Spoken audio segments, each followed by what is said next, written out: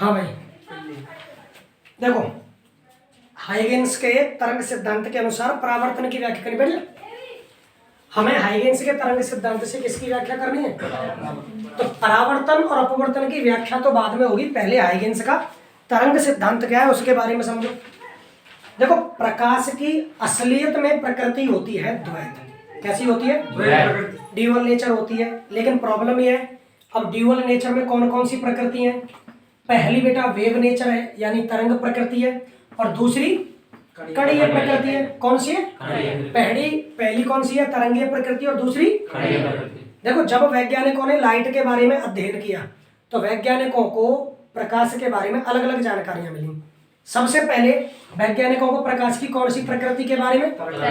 तरंगीय प्रकृति के बारे में अध्ययन किया उन्होंने, जिसमें अध्ययन करने वाला वैज्ञानिक सबसे पहले कौन था? मैक्सवेल। कौन सा? मतलब मैं ज्यादा बड़ा एक्सप्लेन नहीं कर रहा हूँ इसको, केवल इस टॉपिक से रिलेटेड ज्यादातर वही जानकारी बता रहा हूँ। प्रकाश की तरंग सिद्धांत के बारे में सबसे पहले बताने वाला कौन है? मैक्सवेल।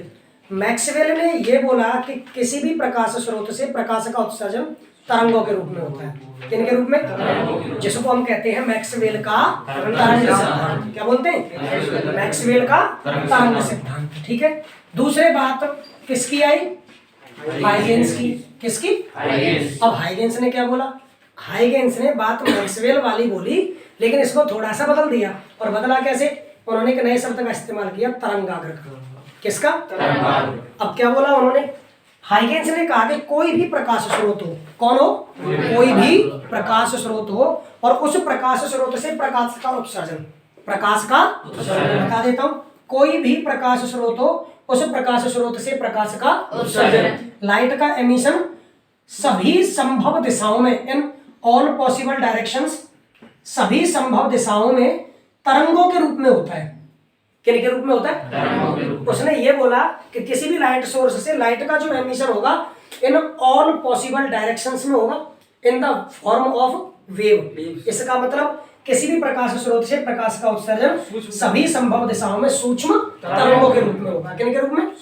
सूक्ष्म तरंगों के रूप में। कुछ वेव्स होंगी लाइक दैट माइक्रोवेव, मतलब बहुत कम वेवलेंथ की होती हैं। तो इन तरंगों को हम लोग प्रकाश तरंगें कहते हैं नॉर्मली। अब इन प्रकाश तरंगों पर समान दूरी पर बिंदु ले लो, जैसी डेफिनेशंस बुक्स बता दी हैं कि इन समान दूरी, प्रकाश स्रोत से समान दूरी पर बिंदु ले लिए और उन बिंदुओं को मिलाया। उन बिंदुओं को क्या किया? मिलाया। तो मिलाने पर जो हमें आकार प्राप्त होता है, जैसा हमें रूप प्राप्त होता है, उस रूप या आकार को क्या कहते हैं? तरंगाग्र। क्या कहते हैं? Wave front. क्या बोलेंगे बेटा? वेव फ्रंट यानी तरंगाग्र कहते हैं। बात आगे बढ़ती है कि असल में जो तरंगाग्र, ये तो किताब की भाषा हुई कि सब प्रकाश स्रोत से सभी तरंगों पर समान दूरी पर बिंदु ले लो और उन बिंदुओं का बिंदुपथ। साधारण सा अर्थ है, कोई भी प्रकाश स्रोत प्रकाश को कैसे रूप में उत्सर्जित कर रहा है, किसी भी प्रकाश स्रोत से प्रकाश कैसे फॉर्म में एमिट हो रहा है। जैसे मान लो कोई बल्ब है और बल्ब जल रहा है। अब मान लीजिए यहाँ पर पॉइंट बल्ब है, कोई बल्ब लगा हुआ है। अब बल्ब जलेगा तो लाइट सभी डायरेक्शंस में फैलेगी नहीं फैलेगी? एक गोलाकार फॉर्म में। कैसी फॉर्म में? गोलाकार रूप में, स्फेरिकल फॉर्म में प्रकाश फैलेगा। तो वो रूप ही, वो आकार ही क्या है? तरंगाग्र है। क्या है? हाइगेंस ने तरंगाग्र कितने प्रकार के बताए? 3। कौन कौन से बच्चों? हम लोग थोड़ा सा शॉर्ट में इसको रिकॉल कर लेते हैं सबको। पहला तरंगाग्र गोलीय तरंगाग्र। कौन सा? गोलीय तरंगाग्र। 3 प्रकार के, पहला गोलीय, दूसरा बेलनाकार तरंगाग्र, और तीसरा समतल तरंगाग्र। कौन सा? अब बात यह है, गोलीय तरंगाग्र मैंने जैसा भी बताया कि कोई बल्ब है जिनको हम कहते हैं बिंदु प्रकाश स्रोत। क्या बोलेंगे?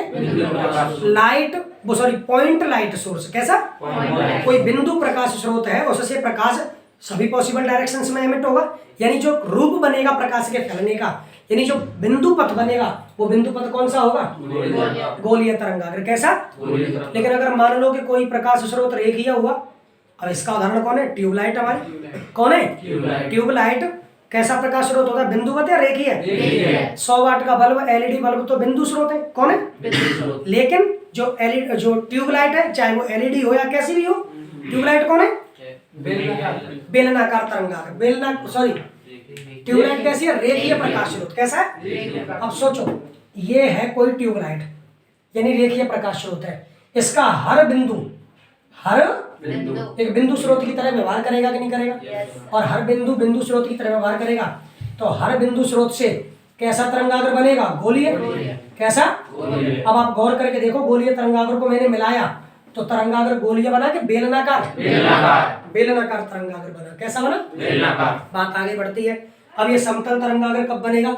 समतल तरंगाग्र तब बनेगा जब प्रकाश तरंगे एक दूसरे के कैसी आ रही हो? समांतर। कैसी? अब प्रकाश तरंगे समांतर कब आएंगी? जब प्रकाश स्रोत बहुत दूर स्थित होगा। क्या होगा?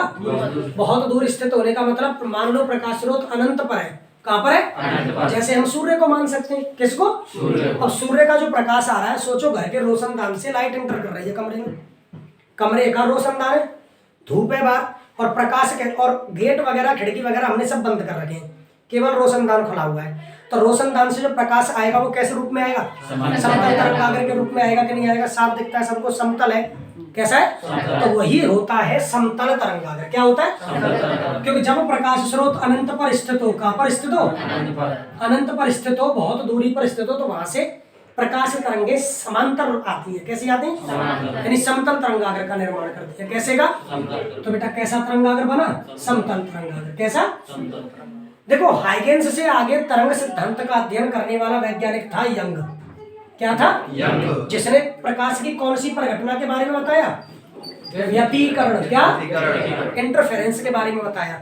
इंटरफेरेंस के बारे में जानकारी देने वाला साइंटिस्ट कौन था? यंग। इसने वेरीफाई भी किया था एक एक्सपेरिमेंट करके। कौन सा? यंग का द्विस्लिट प्रयोग। यंग का कौन सा प्रयोग? द्विस्लिट प्रयोग से इन्होंने इस बात को सिद्ध भी किया था।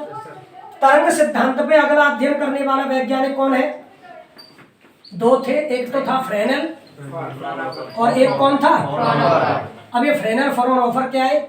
इन्होंने प्रकाश की एक नई परिघटना की व्याख्या की, जिसको इन्होंने क्या बोला? विवर्तन। क्या बोला?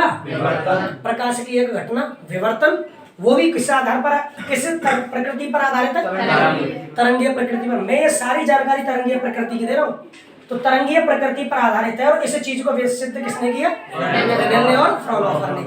फ्रेनेल ने कहा था कि साहब, अगर प्रकाश स्रोत और पर्दा द्वारक से सीमित दूरी पर है तो होने वाला विवर्तन फ्रेनेल विवर्तन होता है, और अगर अनंत दूरी पर है तो फ्राउनहोफर विवर्तन होता है। जिसमें आपके सिलेबस में एक टॉपिक भी है, एकल स्लिट फ्राउनहोफर विवर्तन, सिंगल स्लिट फ्राउनहोफर डिफ्रैक्शन। ठीक है, इसी पर आधारित एक नया है, एक लास्ट की घटना बचती है प्रकाश की। कौन सी? ध्रुवण। ध्रुवण भी किस पर आधारित है? अब बात आती है कणीय प्रकृति पर।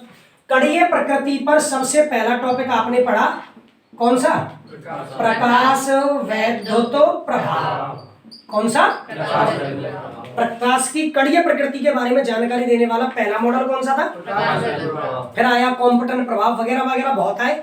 लेकिन जब प्रकाश वैद्युत प्रभाव आया तो वैज्ञानिकों के सामने कंफ्यूजन पैदा हुआ कि कौन सी प्रकृति सही है, तरंगीय प्रकृति सही है या कणीय प्रकृति? भाई, प्रकाश वैद्युत प्रभाव किसको फॉलो करता है? पार्टिकल नेचर को। लाइट की कौन सी नेचर को? फोटो इलेक्ट्रिक इफेक्ट फॉलो करेगा लाइट पार्टिकल नेचर को, और ये सारे के सारे किसको फॉलो करेंगे? वेव नेचर को। ये कह रहे थे हम सही हैं और ये कहने लगा हम सही हैं, और लॉजिकली हमें फोटो इलेक्ट्रिक इफेक्ट सही लग रहा था।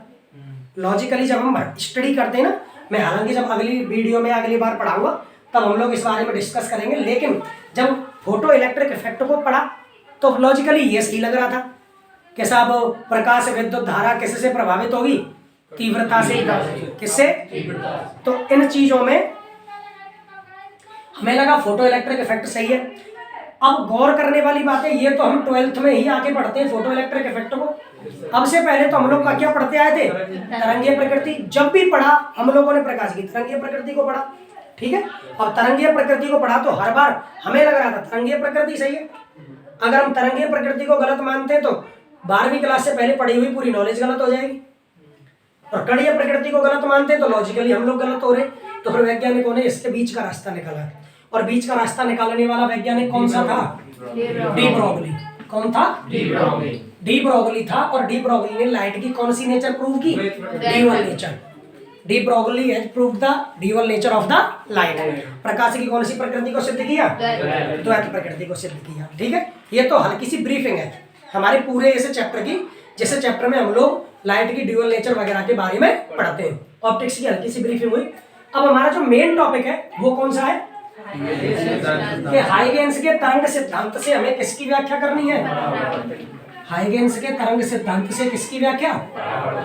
देखो, प्रकाश का अपवर्तन और परावर्तन दो घटनाएं ऐसी हैं कि जहां भी प्रकाश होगा वहां पर ये घटनाएं तो होंगी।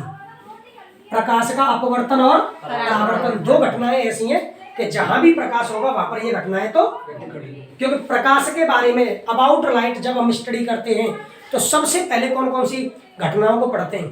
परावर्तन को। और तो अगर जब सबसे पहले वेव थ्योरी दी गई तो लोगों ने ये पूछा कि आप वेरीफाई करके बताओ कि वेव थ्योरी सही है।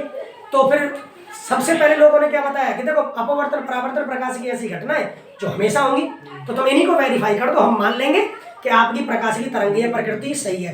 यानी हाइगेंस का तरंग सिद्धांत सही है। जब हाइगेंस ने तरंग सिद्धांत दिया तो लोगों ने उससे इन अपवर्तन और परावर्तन को वेरीफाई करने के लिए कहा।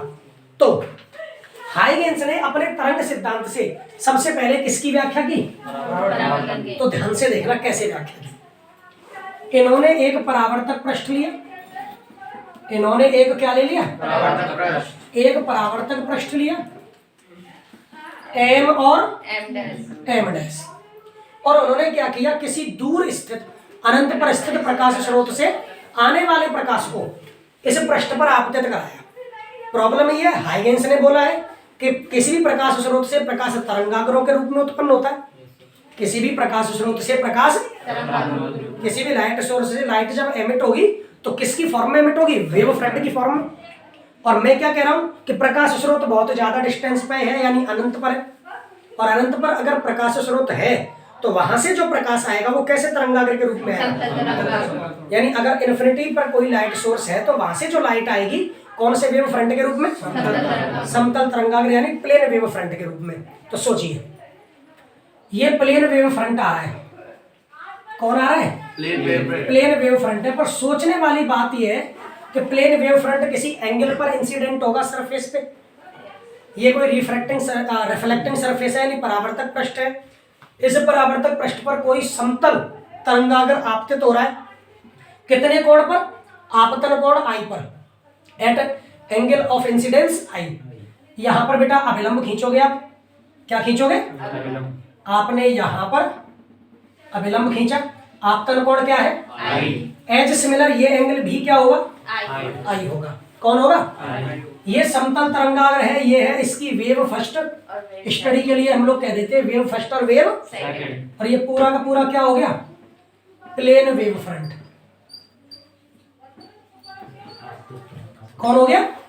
समतल तरंगाग्र। अब सोचने वाली बात है, जब पहली तरंग इस पृष्ठ के बिंदु ए पर आपतित होती है, समतल तरंगाग्र की पहली तरंग परावर्तक पृष्ठ के बिंदु ए पर आपतित होती है, तो दूसरी तरंग कहीं पर माध्यम में ही होती है कि नहीं होती है? कहां पर होती है? दूसरी तरंग पृष्ठ के ही किसी पहले माध्यम में किसी बिंदु पर होती है। सपोज दैट कि ये कौन से बिंदु पर है? बी पर है। कहां पर है? जब दूसरी तरंग बी से कहां पर पहुंची? पृष्ठ तक। कहां तक पहुंची? यानी बी से बी डैश तक पहुंची। कहां तक पहुंची? एक अभिलंब मैंने यहां पर खींच दिया और बी डैश नॉमिनेट किया। बी से बी डैश पर पहुंची। एक बात बताइए, क्या पहली तरंग यहीं बैठी रहेगी? उतनी देर में पहली तरंग क्या हो जाएगी? परावर्तित। क्या हो जाएगी? माना जितने टाइम में बी से कहां पर पहुंची, माना वो टाइम ड्यूरेशन क्या है? उतने ही टाइम में पहली तरंग ए से कहां पर पहुंच जाएगी? इमेजिन दैट कहां पर पहुंच गई? जिस मीडियम में लाइट आ रही है उस मीडियम में लाइट की वेलोसिटी क्या है? v। और बेटा उस मीडियम का रिफ्रैक्टिव इंडेक्स क्या है? n। क्या है? उस माध्यम का अपवर्तनांक है n और उस माध्यम में प्रकाश का वेग क्या है? v। अब एक बात बताइए, माना दूसरी तरंग को बी से कहां तक पहुंचने में कितना टाइम लगा? तो कितनी दूरी तय की उसने? दूरी बराबर 4 गुना समय। दूरी बराबर distance into velocity. Distance equal to velocity into time. Velocity क्या है? v। और टाइम क्या है? तो डिस्टेंस क्या हो गया? v। यस या नो? उतने ही टाइम में पहली तरंग ए से कहां पर पहुंच गई, टाइम तो वही लगा टी, मीडियम सेम है तो वेलोसिटी भी सेम है, तो बोलो डिस्टेंस भी सेम होगा कि नहीं होगा, डिस्टेंस क्या हो गया, यस या नो। जितने टाइम में दूसरी तरंग बी से बी डैश तक आई, पहली तरंग ए से यहां से इसको ऐसे मिलाओ, ठीक है, और डैश डैश कर देना स्टडी के लिए। उसके बाद ये समतल तरंगाग्र सीधा क्या हो जाएगा, परावर्तित। क्या होगा, ये आपतित समतल तरंगाग्र है और ये आप गौर करो, आया समतल तरंगाग्र और गया समतल तरंगाग्र, ये जो बीच की प्रक्रिया हो रही है इसमें क्या हो रहा है, जितने समय में ये बी से कहां पर पहुंचेगी, उतने ही समय में पहली तरंग ए से समतल तरंगाग्र है, तो इट मींस यहां पर एंगल क्या बन रहा है, 90 डिग्री। क्या बन रहा है, क्लियर है। एक प्लेन वेव फ्रंट समतल तरंगाग्र आया, उसकी पहली तरंग जब बिंदु ए पर आपतित हो रही है कितने कोण पे, आई कोण पर, तो दूसरी तरंग माध्यम में ही किसी बिंदु जब दूसरी तरंग बी से कहां पर पहुंचेगी, उतने ही समय में पहली तरंग ए से, और उसके बाद ये समतल तरंगाग्र क्या हो जाएगा, दूसरी तरंग द्वारा बी से बी डैश तक तय की गई दूरी, देखिए तो दूरी यानी डिस्टेंस बी से लेकर बी डैश तक, दूरी बराबर चाल गुणा समय होगा। प्रकाश की चाल क्या है माध्यम में, समय क्या लग रहा है, तो वी टी। वाह। अब ऐसे ही बताइए ए से ए डैश तक, जितने टाइम में दूसरी तरंग बी से कहां पर आई, उतने टाइम में ये ए से, टाइम सेम है, माध्यम सेम है, तो वेलोसिटी कैसी हो गई, सेम हो गई, तो डिस्टेंस भी कैसा होगा, सेम। कैसा हुआ। अब बेटा यहाँ पर आपतन कोण क्या है, आई, और मानिए अपवर्तन कोण क्या है, कितने, सॉरी परावर्तन कोण क्या है, कितने कोण पर परावर्तित हुई है, तो बोलिए ये एंगल भी क्या हो गया, क्या हो गया, ये तो नॉर्मल सी बात है एंगल, ठीक है। अब आपको क्या करना है, सिद्ध करना है किसको, परावर्तन को। हाइगेंस का तरंग सिद्धांत इस्तेमाल किया, इसका मतलब आप लोगों ने तरंगाग्र शब्द का इस्तेमाल किया, इससे परावर्तन सिद्ध करना है। और परावर्तन सिद्ध तब होगा जब परावर्तन के नियम सिद्ध होंगे, और परावर्तन के नियम कितने हैं, दो। पहला नियम, आपतित किरण अभिलंब और परावर्तित किरण एक ही बिंदु पर होते, यहाँ पर किरण शब्द इस्तेमाल ना होकर क्या होगा, तरंग। तो देखो आपतित तरंग, अभिलंब और परावर्तित तरंग एक ही बिंदु पर है या नहीं है। इंसिडेंट रे, नॉर्मल और रिफ्लेक्टेड रे एक ही पॉइंट पर अवेलेबल है। अगली बात, इंसिडेंट रे, नॉर्मल और रिफ्लेक्टेड रे एक ही पॉइंट पर अवेलेबल है। और दूसरा नियम क्या सिद्ध करना है, angle I equal to angle R. वो कैसे सिद्ध होगा, आप ऐसा कीजिए, in triangle A dash B dash and in triangle A B dash, आप triangle A dash B dash A B dash दोनों को लो, दोनों में angle A dash equal to है एंगल, बताओ बराबर है या नहीं है, क्योंकि कोण कितने डिग्री है, 90 डिग्री। इसका मतलब दोनों त्रिभुज समरूप है, 90 डिग्री का मतलब दोनों त्रिभुज समकोण है। कौन कौन से, ए बी और ए, पहला है ए डैश बी डैश, दूसरा ए बी डैश, दोनों समकोण त्रिभुज हैं। समकोण त्रिभुज समरूप होते हैं, लेकिन हमें सर्वांग सम सिद्ध करने, कॉन्ग्रुएंट प्रूव करना है।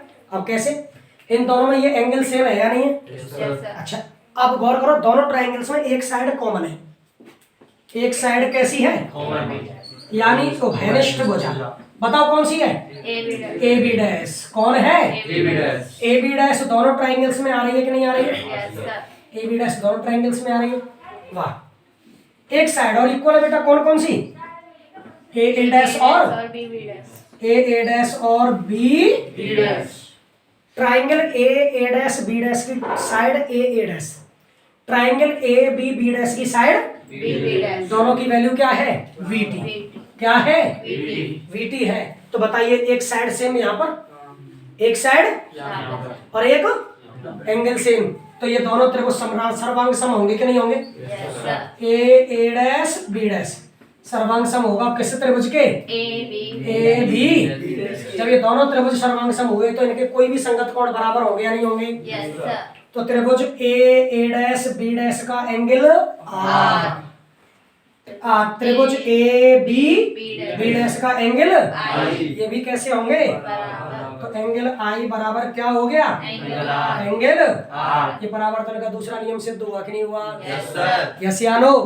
इस तरह हम लोगों ने हाइगेन्स के तरंग सिद्धांत से किसकी व्याख्या कर दी? किसकी? अगर हम लोगों ने हाइगेन्स के तरंग सिद्धांत से परावर्तन की व्याख्या कर दी है तो अब हमें लगने लगा है कि हाइगेन्स का तरंग सिद्धांत कैसा है? सही है। कैसा है? सही है। ठीक है।